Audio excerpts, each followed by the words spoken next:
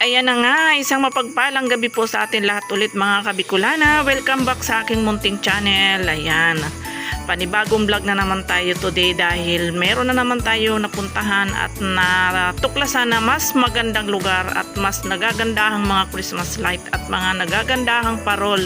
Ayan, dito lang yan makikita sa bagong municipal ng San Ildefonso, Bulacan.